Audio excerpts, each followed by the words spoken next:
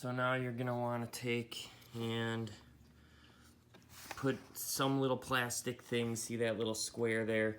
There are a couple of them. 2 right there, and then 1 right there, maybe 2 right there, and then 1 right there. So there's about 4 in the middle and 1 on each side.